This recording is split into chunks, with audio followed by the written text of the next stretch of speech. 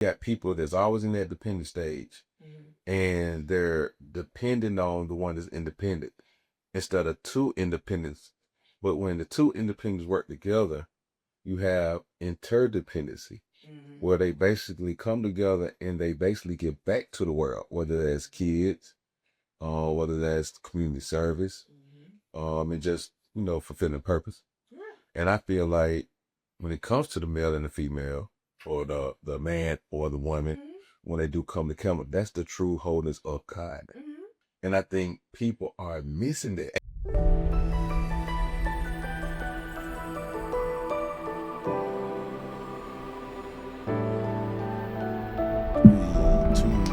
1, let's go. Man, welcome back, man. Y'all already know who it is. It's Levi here with another episode of It's the Way We Live, where real stories shape real growth, and where transparency always leads to transformation. Today, family, I have somebody special for you all. I'm sitting down here with Marliceia Chavers, an entrepreneur, creator, accountant, former IRS revenue agent, the audit ally, the compliance companion, and the Mossy mixtures behind Mossy Fusions. She's the founder and CEO of Right Way Tax Pros, owner of Right Road Notary, and a powerhouse who has built multiple thriving businesses with God, grit, and purpose. She's from Birmingham, Alabama, made right here in the Magic City. But as she likes to say, Birmingham made me and New Orleans raised me. In this episode, we're diving deep into her journey, working with the IRS, becoming an accountant, building up beauty brands, running a CMOS company, and building her identity after relationships has ended. This is about purpose, business, identity, and truth. So let's get into it. This is It's the Way We Live, and this is Marliceia Chavers, man. How you doing today? I'm doing great. How are you? I'm just a little touch, little sprinkle. Little sprinkle. Yeah. You look vibrant. I don't want to. I'm gonna make sure that energy, stay aligned. So that's what's up. That's what's up. I do appreciate you coming out today. Thank you for having me. Yes. Sunday's best, and you looking very blessed. No, thank you. I feel blessed. Yes. So before we get started, I usually take a shot. You just came from the house. What you said, bedside. I was at Bedside Baptist today. You did? Okay, man. I heard that was a wonderful church to be in. It was very restful. That's what's up. So do you mind taking a shot? I do not. Okay. Let me get stuff together. All right. Let's see. I'm just gonna go ahead and pass you this one. Okay. There you go. And I guess, did you tune in anything while you was at bedside today? I did. Rebirth Christian Fellowship. Tuned in there. I normally watch about, if I stay at home and don't physically go to church, normally watch about 2 to 3 sermons. Just make sure I really got it in me. Yeah. So typically is, if Sarah Jace Roberts is preaching, I'm gonna watch what she did. I'm gonna watch my own pastor, Pastor Doug Taylor, and then I'll probably watch PMJ. Okay. All right. So you got a collection. Yeah. That's what's up. So to what? I'll let you decide. What I think you got a good cheer for it. The New Connections, Rising to the Top. Oh yeah.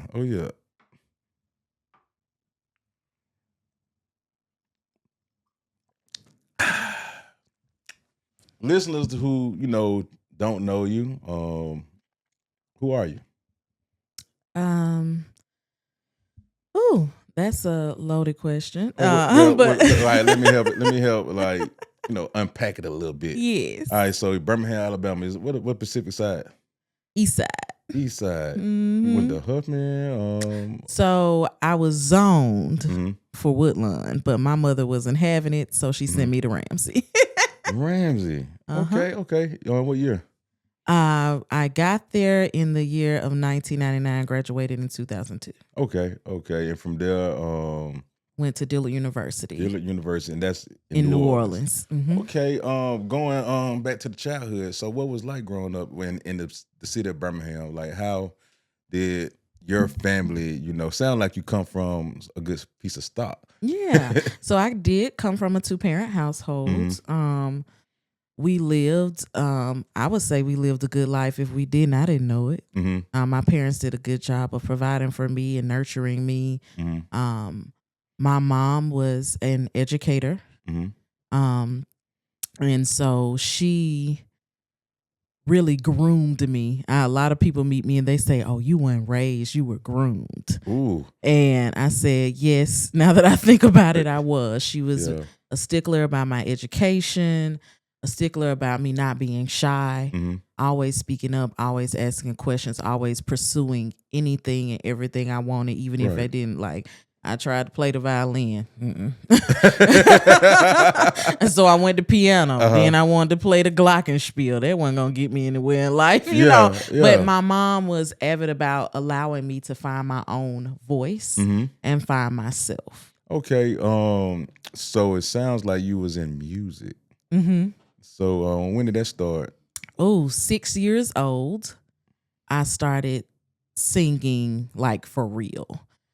Before that, my mom said I sang before I talked, so I didn't speak words. I sang harmonies. I would answer the phone when it rang and go, and she said, that's how you started talking. You started singing first.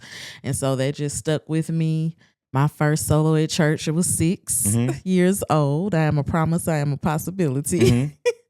And it just grew from there. I've always loved music. I feel like music is healing. It can get you through some of the hardest times in your life, and through some of the greatest joys in your life. All right. When it comes to music, was you more of a soprano? I'm an alto, but when I was classically trained, they trained me as a soprano, which I wasn't fond of, but I had to do what I had to do to keep my scholarship. So you went to school for music? So that's what you did at Dillard? Yes, initially I had a partial academic, partial music scholarship. And then by my sophomore year, I knew that I was losing the passion for music because of all the technicality. Really? Because you had to have so many midday recitals, so many theory classes. And it's one thing to learn the nuances behind music, and it's another thing to perform and just sing what you want. So basically the logistics behind the music was not really what you signed up for. That and the music majors weren't graduating on time. And my parents told me, you got 5 years to get out of college, or you got to drop out and get a job. Wow. So basically, they basically say, okay, we set you up to be, in a position where you can get a scholarship. But after that scholarship, it's over. Yeah. So once I discovered that music was just a part of who I was, and it didn't necessarily have to be a degree for me to succeed in that lane, I decided to pursue a career in accounting. And I'm glad I did. Yeah. So let me before we go to the accounting part, but trying to still land on the music. I know in the past I have been like in a position where I probably possibly could have took my, I guess, fine arts to more like of a fine art, like Birmingham Fine Arts. Is there a reason why your mom and didn't consider that part of going to school? She gave me a choice. So I wanted to go to Shades Valley. She told me no. You can choose between Ramsey. I thought she gave you a choice. She did. A choice of her 2 choices. Yeah. She said you can go to Ramsey or you can go to Alabama School of Fine Arts. But I was heavy into playing sports. So I had already been in softball for so long. I played softball for 12 years. Played volleyball for 6. So I couldn't go to a school that I couldn't play sports. Oh, okay. So Ramsey was the alternative choice where I could get choir and, grow my voice and vocal abilities there while also honing my sports skills. Did you have like a mentor in choir at Ramsey that Absolutely was very like influential in your life? Absolutely. Who was that? The late Dr. Myrna Rhea Ross. She inspired so many of us, not just in choir, but in our lives. She was like a mother away from, our own mothers. She nurtured us. She was there if we needed her to talk to pray for us. she kept a lot of us on the right path. Yeah. When we could have gone astray. Yeah. And I would say I owe part of my confidence in pursuing the things that I want in life. I would definitely say some of that goes to her. Did it really affect you, or it was just? Oh yeah, when we lost. So initially, she was just my choir teacher. Yeah. But she later became my church member. Wow. And so we got closer even there because now I had 2 degrees of relationship with her. Yeah. And so when she passed, it was hard. It's something about losing someone that really lets you know how they shaped your life. Yeah. And we'll always miss her. We'll always commemorate her memory, but it lives in each and every one of us that she got the opportunity to teach. Just because, and it's like she left that piece of her in you and others. Absolutely. So like I think that's what, like, well, I ain't gonna say I think, I know, like, when it comes to building community, especially in our culture, how that's very important. Each one teach one. Mm-hmm. So that is a blessing that you have able to have some solid parents. Yeah. Grooming you into a situation where you're able to spot good people like her. Absolutely. But going into, back to Dilla, you said accounting. So UAB, I hated accounting. I ain't gonna say I hated it, but it was pretty cool. But when it started coming to balancing different things, I was like, oh my goodness. Debits and credits. Because I was at the time I was in engineering. And yeah. Mm-hmm. Different type of numbers. And so after 102, I was like, I'm done. Like that was my last stop with it. I'm done. So explain that pathway. You transitioned from singing. So I had 2. I went to HBCU, obviously, but I had 2 young ladies come to one of my math classes, and they spoke about the arena of accounting, how it needed to be more women in accounting, and all the things we could do with it. And it just piqued my interest. Yeah. I literally left out of class and called my mom and was like, Mom, I'm switching my major to accounting. What did she say? Are you sure this is what you want to do? Yes. She said, go for it. Okay. My parents have never been deterrents.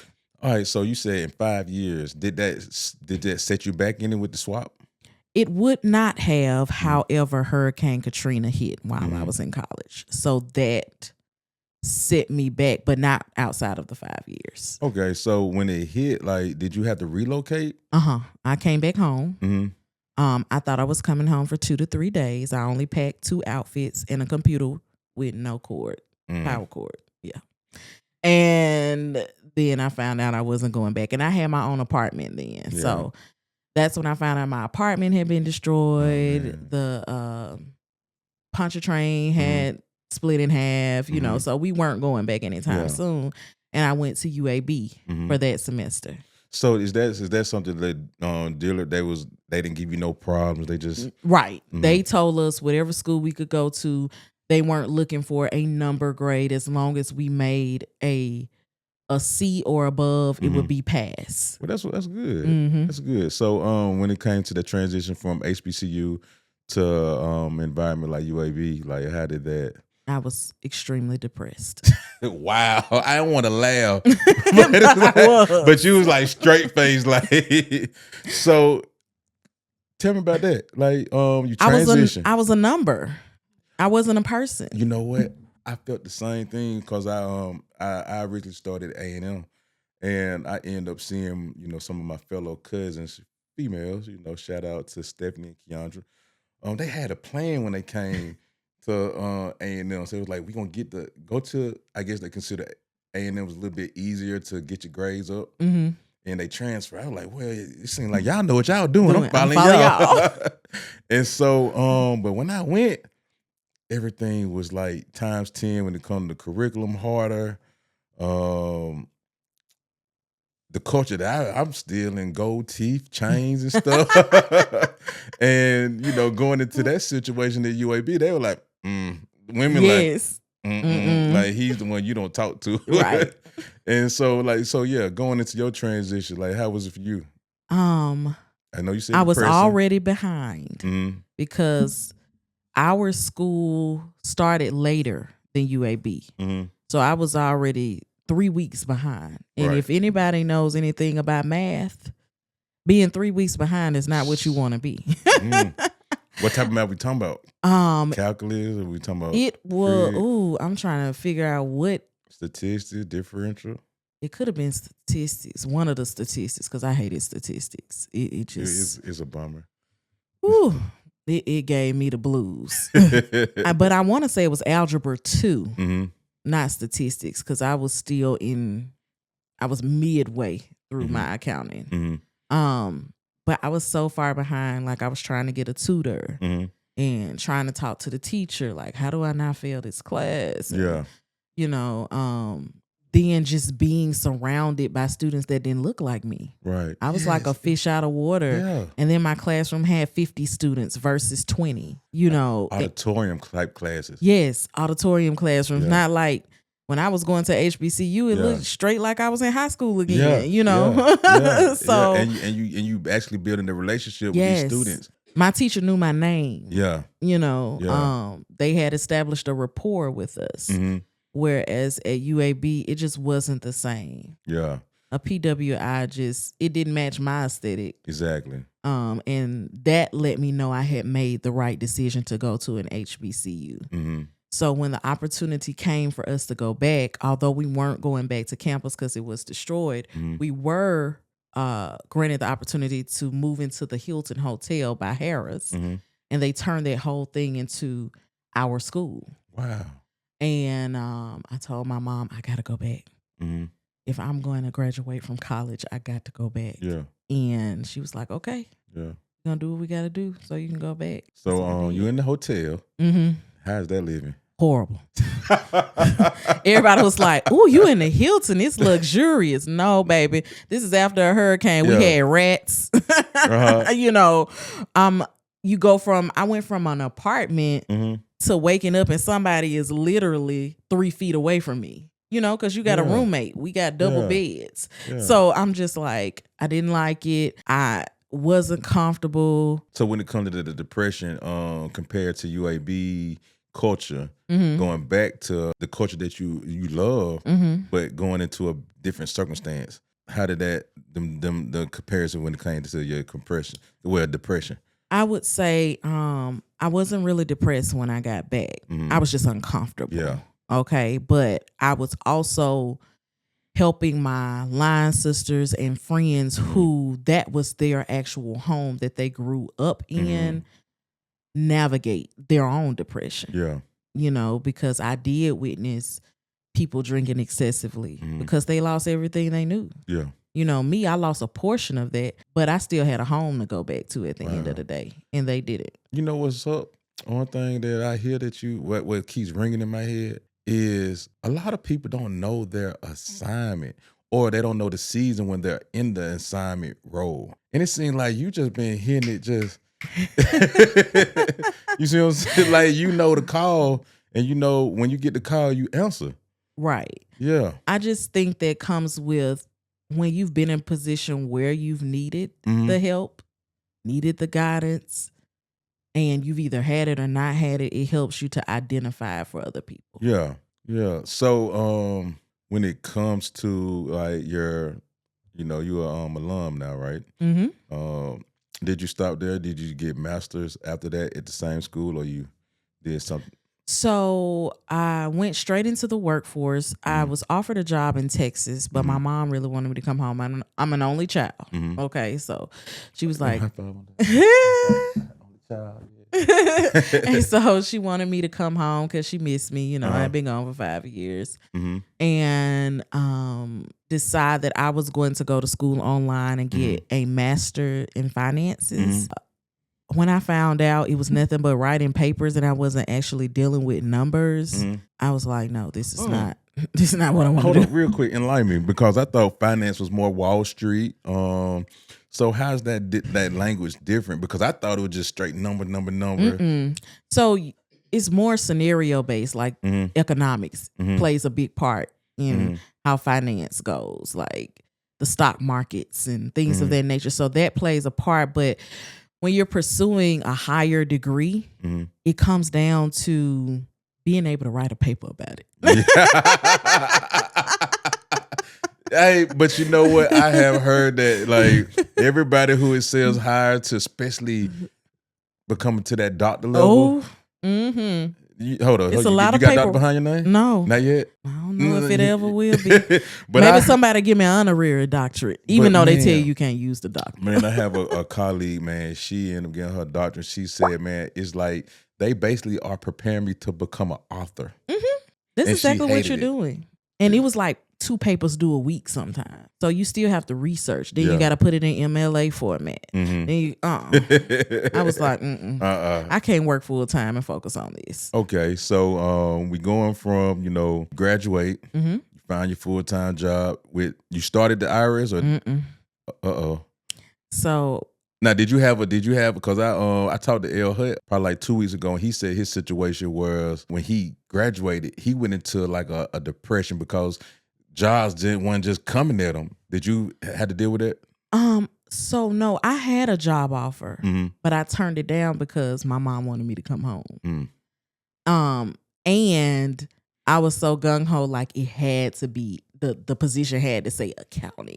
Like that's how I knew I was operating in my degree. But no, it was a really good job with the Office of Comptroller of Currency, which what you do is travel and you audit the banks. Oh, so we talking about travel within the U.S. or you going all within around? the U.S. Okay.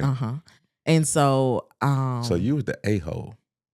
Was you an a-hole? You was the a-hole going around making sure. Well, I didn't take that job. Oh, you didn't? Okay. That's the job I turned down in Texas. Oh, okay. Then I came home and couldn't get a job, and I was depressed too. Like L. Okay, here it comes. 6. I'm like, they told me if I got this degree, jobs was just gonna be thrown at me. I'm applying. They tell me something. You lack experience. I just got out of college. Yeah. Of course I'm not gonna have any experience. Like I had an internship in college, but that was in bookkeeping primarily. Yeah. So, I went through a temp service, and I got a job at CB Richard Ellis as an invoice processor. And that's in Birmingham. Yes. Okay. All I was doing was making sure invoices matched, making copies.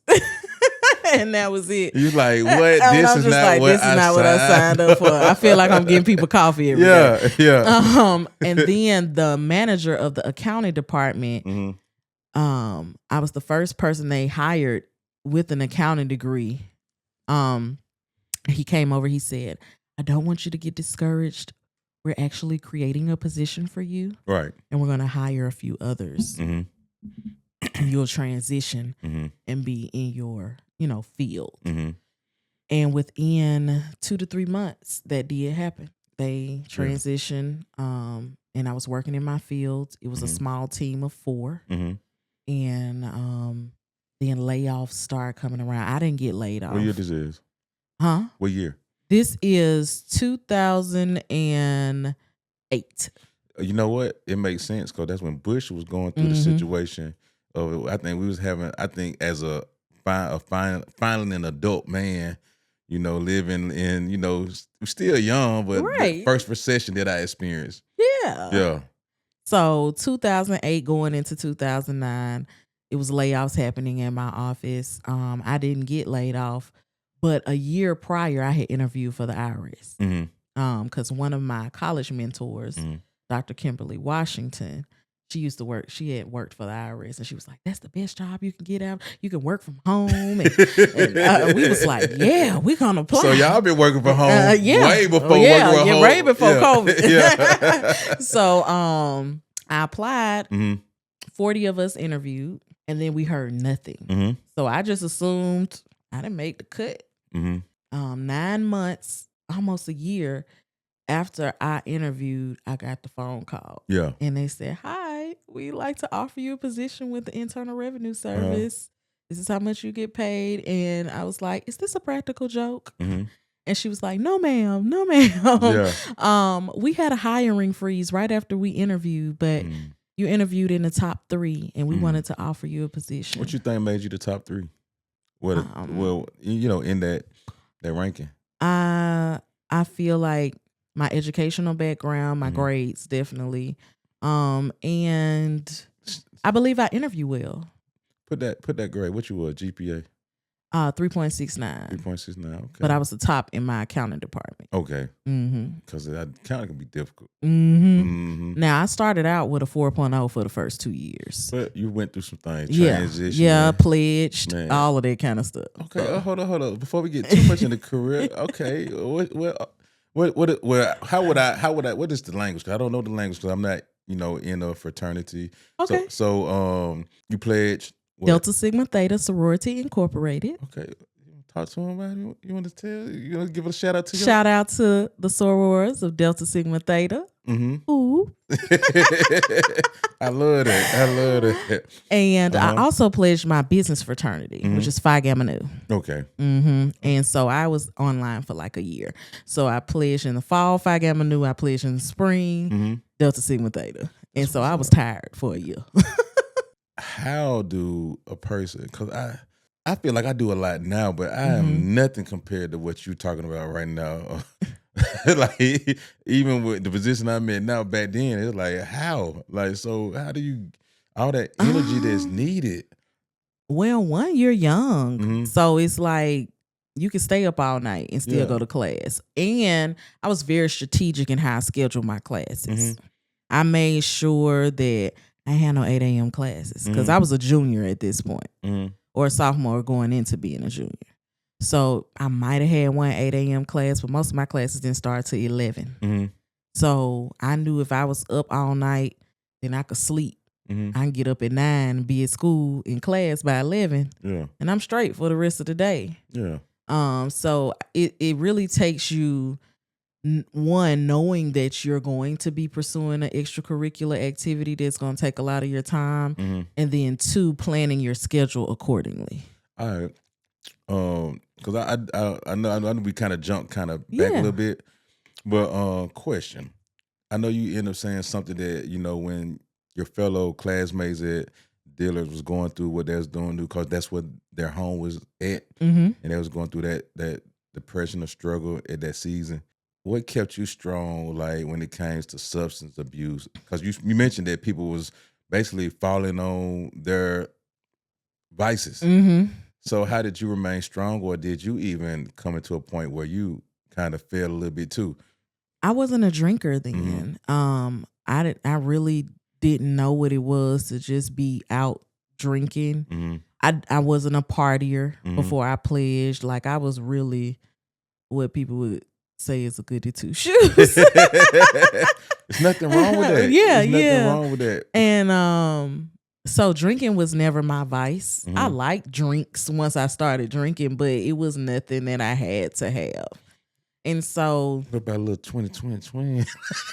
I didn't learn about marijuana until I was in college too. And the Qs taught us. And that's why I'm asking, because I noticed like that's where a lot of people, sometimes witness, new stuff that is like, wow, this is really going on. This is not just TV.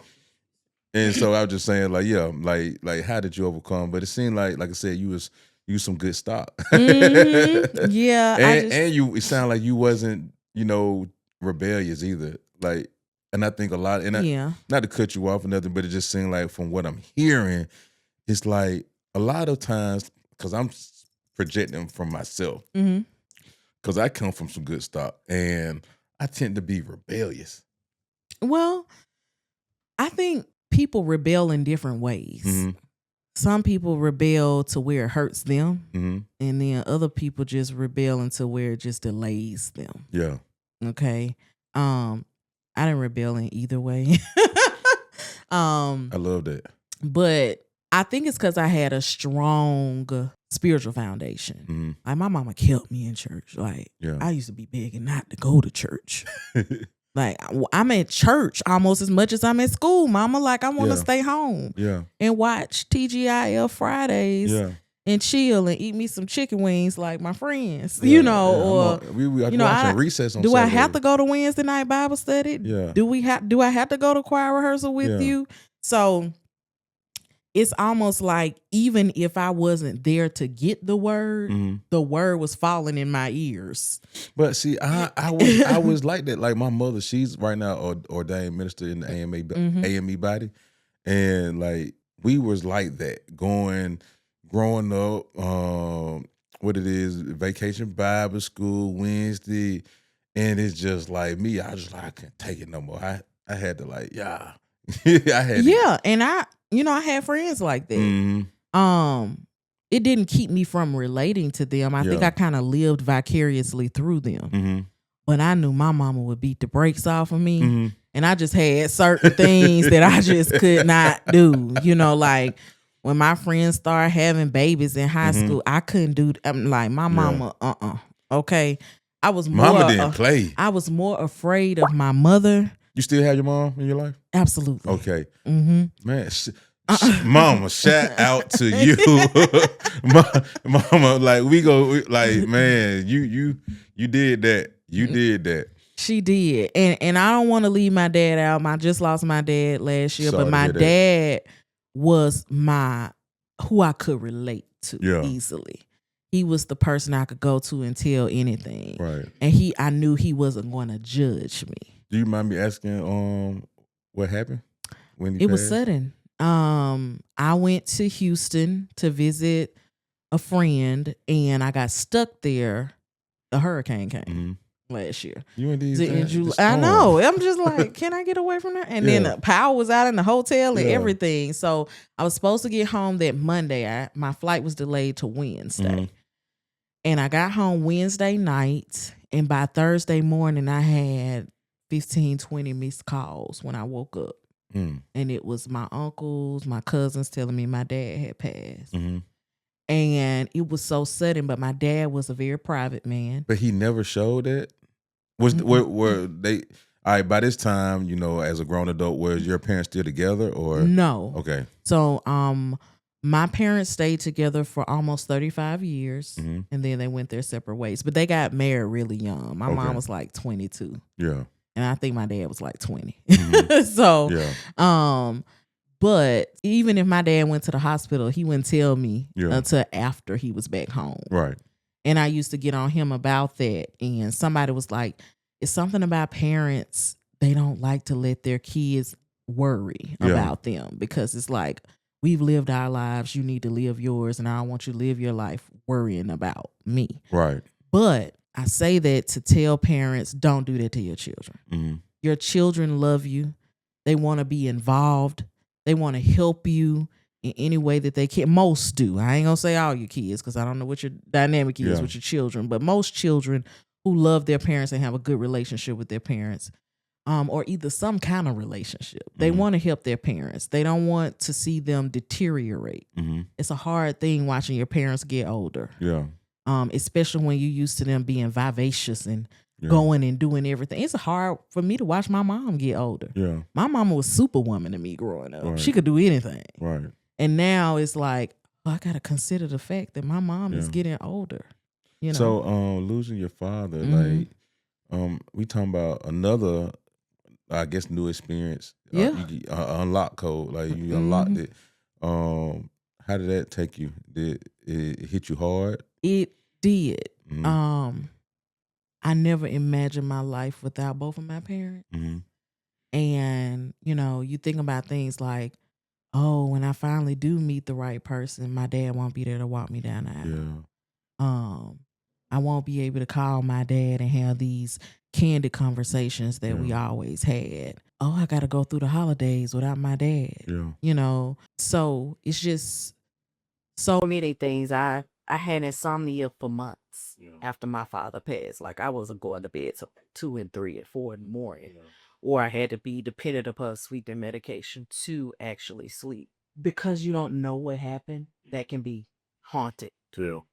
You like, what were his last moments like? Was he calling for help? I could have been there. I wasn't there. You know, so you deal with a lot of different things. Try not to blame yourself. Especially being the Yeah. So then you come to a point where you're like, okay, let me cherish every moment with the parent I got left.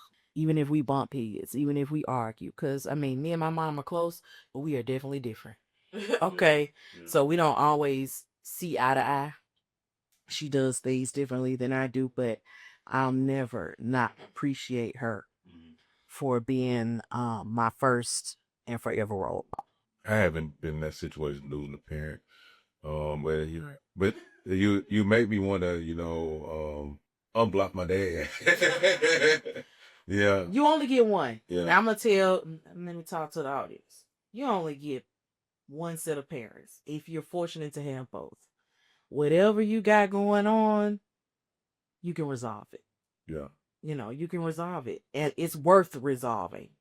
That ain't to say y'all gonna be the closest and the best of friends, but you at least need to be on speaking terms. Yeah. Okay, so mend those fences. Let all of that offense and unforgiveness and bitterness go. It's not worth it. Yeah. It's hurting you more than it's hurting them. Yeah. And if they're holding on to it, it's hurting them too. Yeah.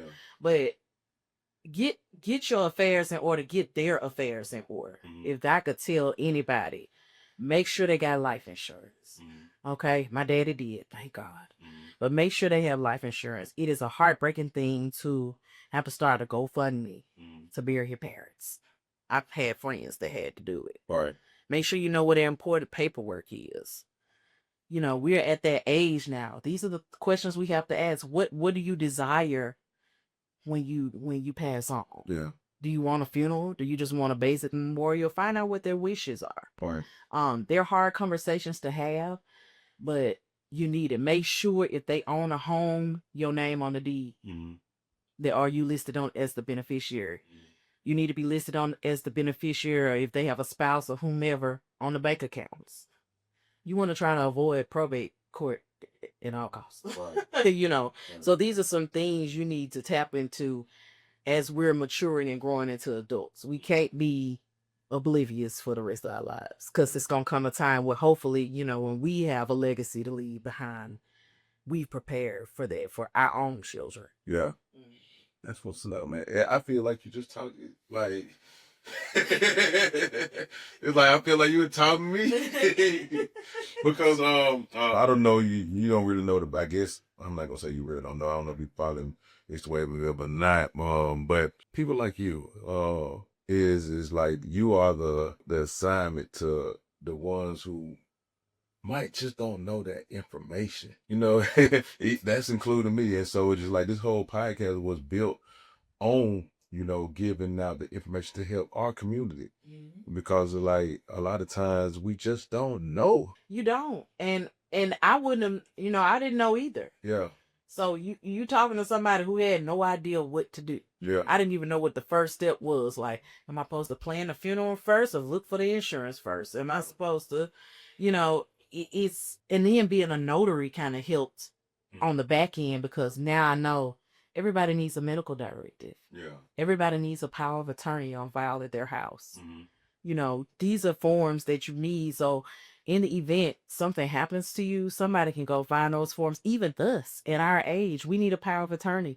We need a medical directive, because if you get in a bad car accident and you can't speak for yourself, that speaks for you. And you need a living will. So do you think that's what our community of Black culture lacks, that what the African American culture lacks?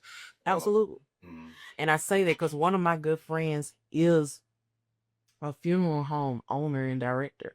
And she was like, it breaks my heart when my people come in here and we have to figure out how to raise money to bury their loved ones and want to give them, a nice area. Yeah.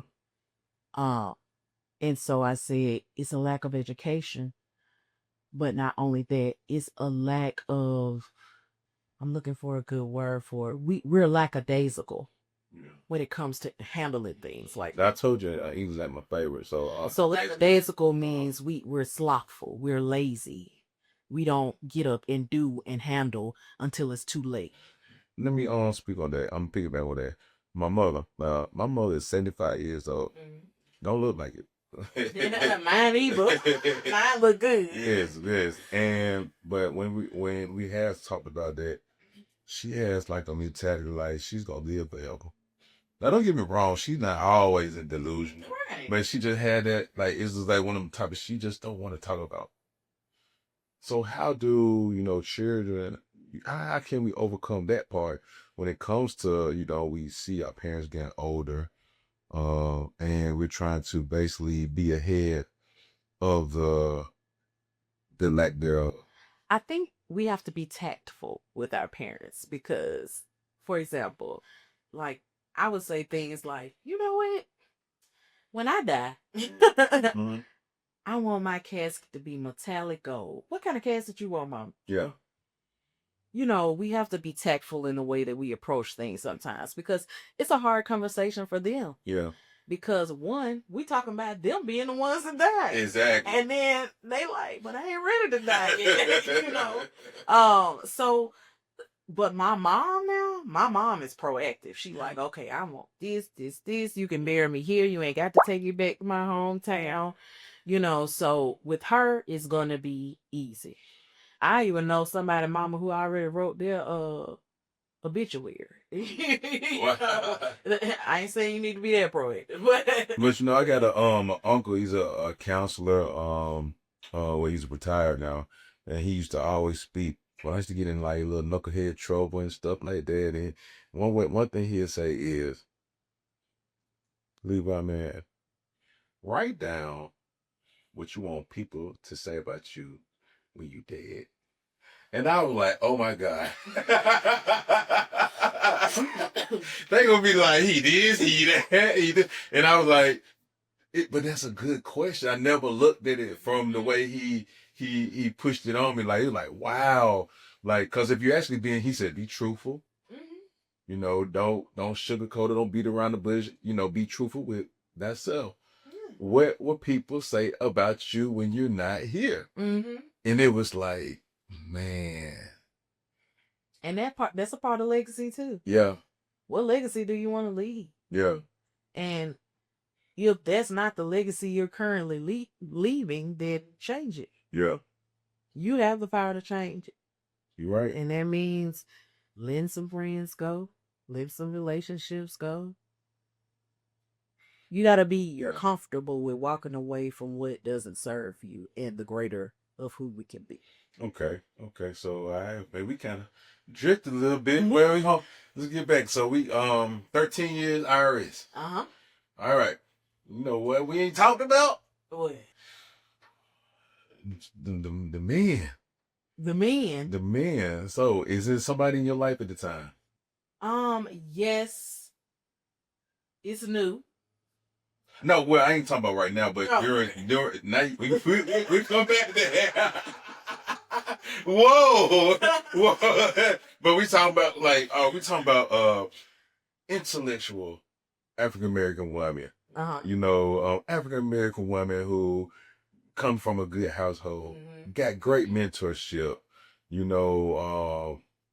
a part of a great organization in Delta. Mm-hmm. Where was your time when it came to boyfriends, anything like that? Do you have anybody? Yeah, I had some boyfriends. I'm a lover girl. Really? I am. Uh-huh. I'm a romantic. No. Like, I believe in love, and I want to be in love, and I want to be married and booed up. Let you call out during the honeymoon. Yes. Yeah. But I feel like your relationship and your marriage is what you created to be. If you wanted to be a honeymoon for the rest of your life, you create. Right. I ain't saying it's gonna be perfect. No relationship is perfect. Mm-hmm. But at the time, I was dating. I had maybe 1 or 2 relationships. Mm-hmm. While I was at the IRS, I always made time for love. Right. I feel like it wouldn't be a full circle life for me without it. Mm-hmm. It didn't mean that I always had it. Mm-hmm. Because there are periods you need to heal. You need to focus on you. You need to focus on your career path. And I understand all of that. But I definitely I can't say that they were the right people, but they were people. All right. What was your type back then? versus now? So my type was I need him to be tall and dark as night with pretty teeth. What? So you dark skin. Y'all like our color. You ain't want no light skin, man. I had never been in a light skin. Oh man. Never been in a light skin. That's the first for me. I'm the Kofi and the Lance Gross type of. Yeah, that was always my aesthetic. Okay. But I've dated light skinned men. That's a preference. It's not a must. It's not a must. And the light skinned men that I was very into. Because at the end of the day, it boils down to how you treat me. Right. You know, everything isn't based on looks. I can't base everything on looks because looks fade. What if you're in a car accident and then your face is now disfigured? Right. What I'm gonna do? What if your legs don't work no more? You know, like, am I gonna love you or I'm gonna leave you? So what would you do in that situation if somebody, you know, depends on how far along we were. I ain't telling me a lie to you. If we just started, your thing's missing, look, brother. I'm gonna pray for you. I'm gonna pray for and I'm gonna wheel you on to your parents' house. But what about his bag big? Like, he got a big bag. Meaning, like, he ain't got no legs, but he come from money does change things now. I'm not gonna lie to you because it's a lot more broke men out here than it is bag men. Okay. And Lord, I'm praying that I can meet me a bag man. Okay. Hold on. All these degrees, fraternities, like, I know you done came across some of them dark skin, them light skin, chiseled, tall. What's going on? Let me say this. Like I said, a physical aesthetic can be there. If the mental ain't there, if the spiritual ain't there, the emotional availability ain't there, it ain't worth it. Yeah. It's more than a bag. I need a man that got a bag but know how to treat me. I need a man that got a bag, but is ready and willing to be a companion, a future husband, a future father, who's nurturing, who's strong, who's mentally strong, who's spiritually sound, who can lead me because they know what it is to lead. I can't marry no follower. Yeah. So you saying basically, I'm not gonna say you're saying, but it seems like people are waiting on you to make moves instead of them making them. Yes. So in this dating culture, and even back then, you know, my dad, when he was alive, he used to be like, I don't understand these young men. Yeah. They don't want to spend no money on you. If you want a woman, you got to spend money on her. You know, my dad was just a firm believer. And everybody like, oh, well, you were raised by old school parents and blah, blah. But I feel like we've gotten away from so much of what kept that family dynamic solid. Yeah. Now everybody wants stuff to be 50-50. Like, it's no more, oh, I want to just lavish my woman in my love, my finances, my attention. You know, women need certain things. Women need reassurance. Yeah. That's just how we built. We're emotional beings. Right. So you have to make sure you can meet us there. And a lot of men, we're in this culture now where men and women seem to hate each other. Yeah. And I'm just like, we need each other. Exactly. How are we going to procreate? How are we going to build empires? We can't do it apart from each other. Right. We're not even created as beings to be individual. Right. We're created to be connected.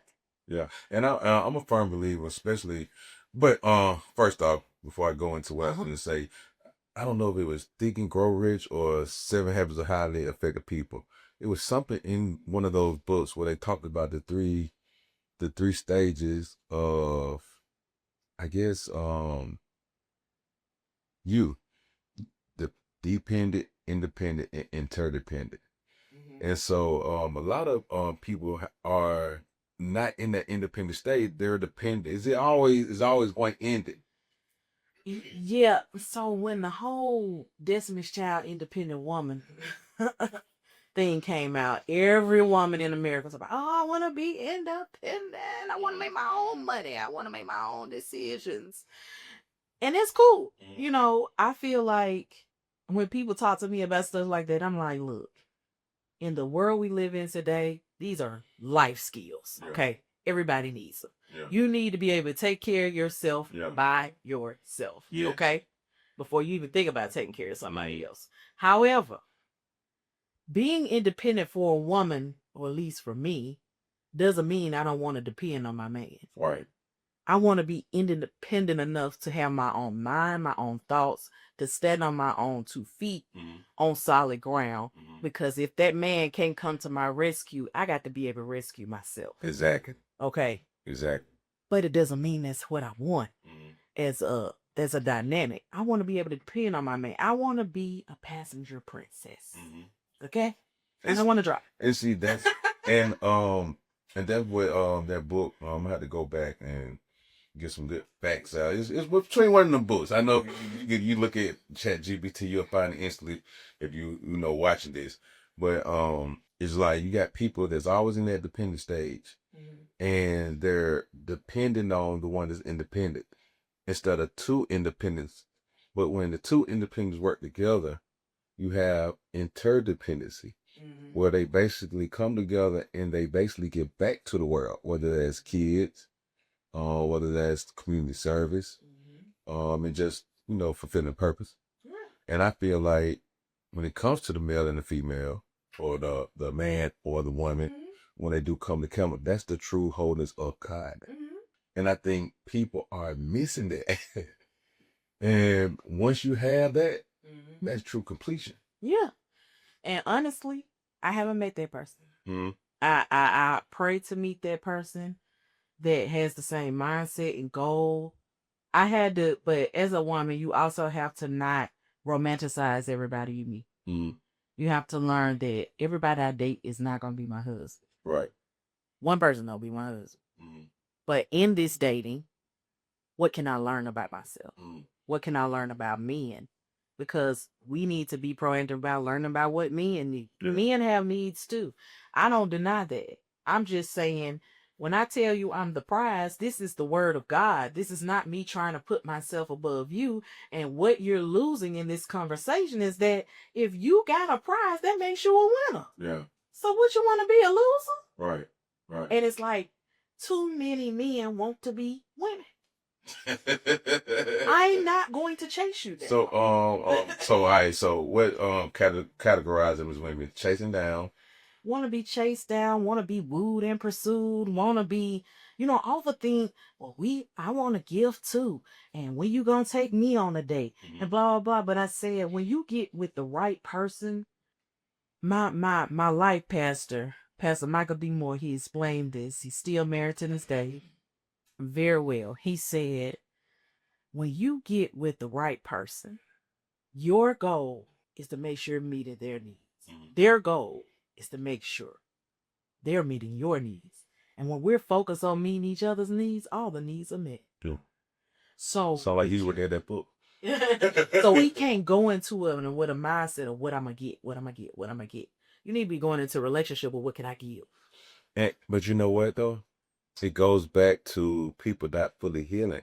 So they're dealing with the trauma, and this is just my perspective. We're not saying it's fact, but they're dealing with trauma, and when they go through that trauma, they a certain pride come over them when they're hurt, and they don't want to deal with that feeling no more. So it feels like it's almost like we're trying to one up each other. I'm gonna get you before you get me. Yeah, it's crazy because I've been in more relationships where my partner has been jealous of me because I'm succeeding and they're not succeeding. And not for a lack of me trying to help them succeed. But my whole thing is, you got to want to succeed for you. Yeah. Don't see my success and then all of a sudden you decide you want to be a success too. Right. That should be in you. Right. I can't put that in you. Yeah. It's got to already be there. I can help nurture that. But one of the most smartest things I've ever heard someone say is, whatever you give a woman, she gonna multiply. If you give a bad, it's gonna be bad. If you give a good, it's gonna be great. Okay, so I'm a multiply. Don't come in my life and take away. Right. And if you're gonna subtract from me, I'm gonna detach from you. Right. Okay. So seems like You ain't had that man to actually come yet. So we in IRS 13 years with. Yeah. So let's get out of IRS. You don't want to do IRS no more. What made you change into entrepreneurship? IRS was a tumultuous journey. I faced a lot of sexism. I faced a lot of racism. Mm-hmm. I was in a battle for probably 10 of the 13 years of my career against my own managers who were out to get me as a Black woman. Really? White managers? White managers. Male? Male.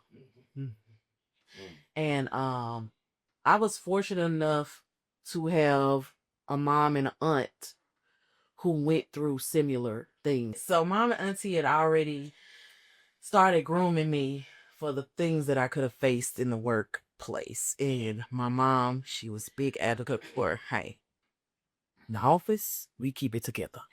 We get to partner out, we can cry. Right.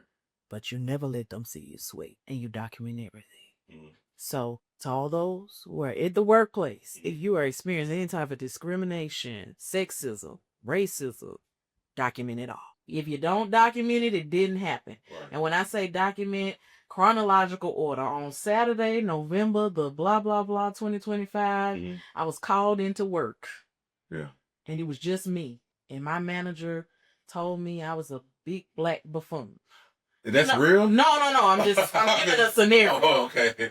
But, I did have some things said to me, like I had started losing weight and my pants were just extremely big. I just had not been shopping yet. I had for your manager to walk up to you and say, it looked like 10 Mexicans jumped out the back of your pants. Really? The boldest.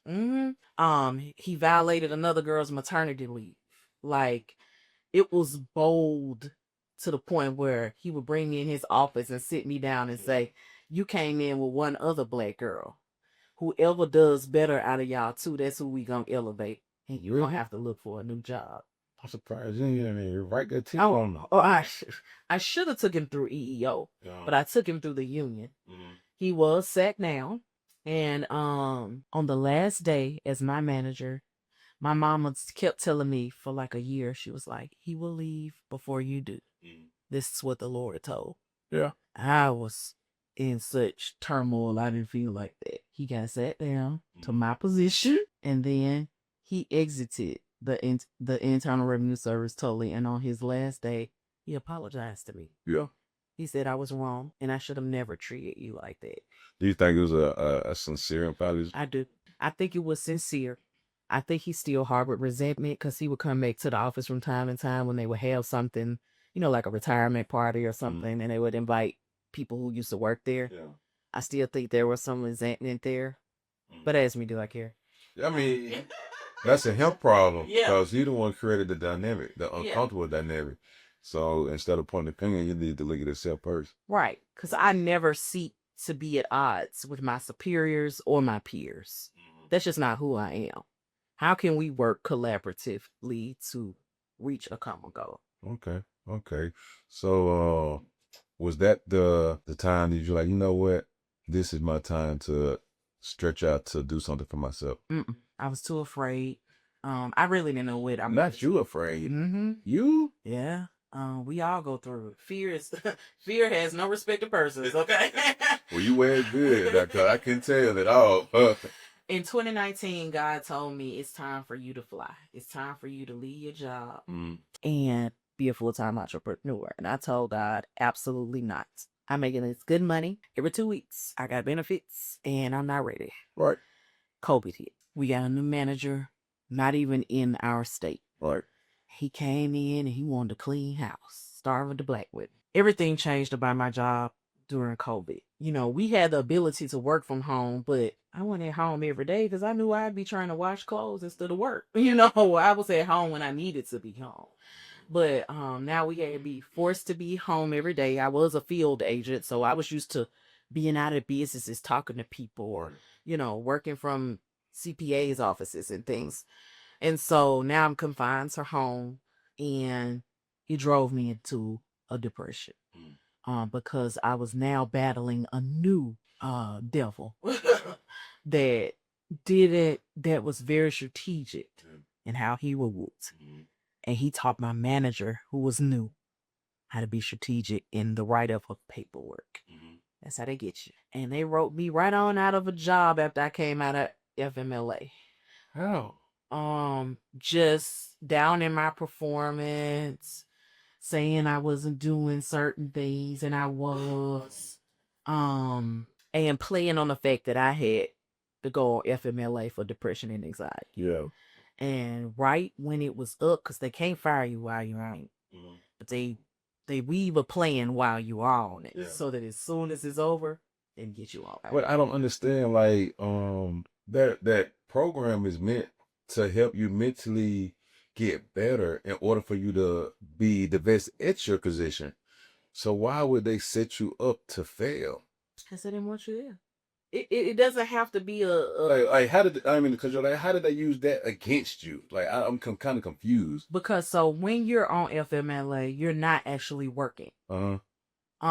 So now it's a performance issue. Yeah. Your cases have aged. They're not moving forward, and everything at the government is about performance. Yeah. If you're not performing to the level that they have set, you had to dump. But when it happened, I was so graceful. She told me, I only got 4 days notice. You're supposed to get 30. Yeah. The union was out of town, so I didn't have any backup. Right. And I tell people now I got fired to free. Yeah. Well, we're gonna stick with that there. That's the past. Yeah. Looking forward. So accounting or hair. What's came first? The accounting is makeup.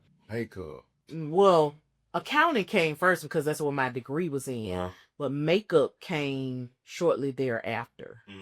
I had won a adult pageant. One of my friends was putting together a pageant for adults, and she asked me to be a part of it because she felt like, oh, you know how to dress, blah, blah. I ended up winning, going to nationals.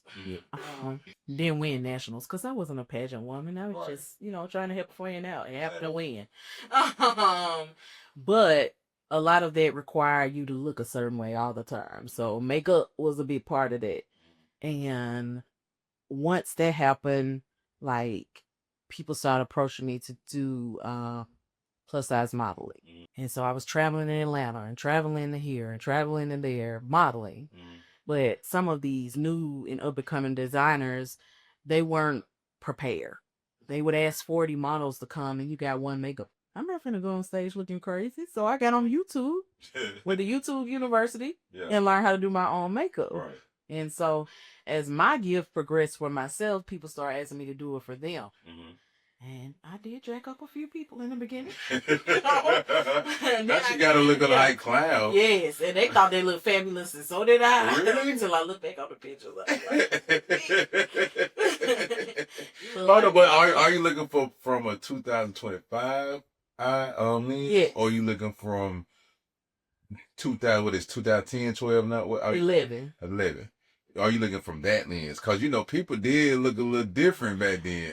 Did, but I still feel like my skills was not good enough to be paint nobody's face. Right. So, it happened that 2014, I had started the business about 2011.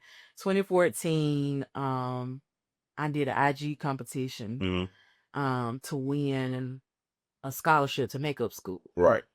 And I won. And so I got intense training in beauty, special effects, and theatrical makeup. And so then I was able to kind of take my career to the next level. And so I was really a bridal artist. So I did a lot of weddings and a lot of editorial makeup, magazine. Really? Like, all right, so slow it down. You take me too fast. I've been drinking. Like, I'm real. I'm just like you are.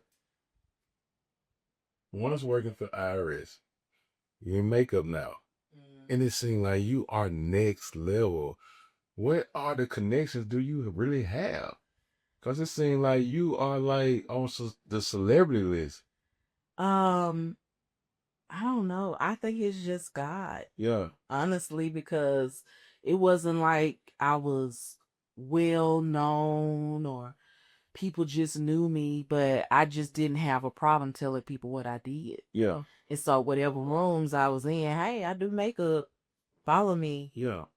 Here's my card if you ever need makeup. And then I was my own model because I always had my makeup done. It seemed like you also got a silent skill in marketing. Yeah, I'm a people person. Yeah. So a lot of people be like, I don't like people. I actually like people. Mm-hmm. Now, I don't like the attitudes. I don't like to deal with all that comes with them all the time. But in general, I like talking to people. I like finding out what they think and how they think and how I can become a better me, you know, by interacting with them. So I have the gift of gab when it comes to marketing, but I have something doing it on social media. I need somebody to do that for me. Okay. So we NUA. Am I right? Yeah, you got it right. Okay, yeah. I'm so proud. How y'all do it? Yeah. Man, don't get mad at me. But so we in that. Are you working for yourself as an accountant? Yes. Right at the same time. No, I'm still at the IRS. Oh, so I built my makeup business while simultaneously. I see why they trying to let you go. You depressed, but at the same time, you in your art too. Well, no. So that was 2011 when I started. I didn't reach a state where I needed FMLA until COVID-19. Right. So that whole time, I was just thriving and moving, you know, in my business. Right. And the thing about the IRS, you have to get anything you do outside of them approved. And it can't be related. Yeah. So even if I wanted to do accounting, I could do bookkeeping, but I couldn't go too many extremes or they wouldn't allow it. Right. Okay. Let's we jump into straight entrepreneurship. Uh-huh. All right. So after you was Fired to Freedom. Thank you. I was trying to find it. I was trying to think back because I love that. You sound like it's an empowerment conference. That's the title. I might be speaking some in your life. You might. Don't take that, Joseph. But so all right, we're there now. Mm-hmm. All right, so from there, how are you doing MUA, or did you just decide just to go into text? So I still had my makeup studio, and I also started my accounting office. And I had the best landlord ever. His name was Jim, and he worked with me when I got fired. And he was like, you ain't got to pay no rent to the new year. Yeah. And I was like, oh, thank you, Jesus, because I ain't know where the money was so good. Right. And I wasn't at the point yet where I wanted to exhaust my 401k. Okay. I was just like, I gotta do something. Right. Unfortunately, shortly thereafter, I broke my arm, my predominant arm. You broke your arm? Yes. What in the hell? Yes. I had never broken a bone in my body out of all the sports that I played, falls that I took, dives that I did. And I was like, it just would happen that when I'm not earning, any money, that now I really can't earn no money because my predominant arm is broken and it was so severe I had to have major surgery, had a plate put in, screws, and it took about 8 months for me to recuperate. So now I have forced to exhaust my 401k.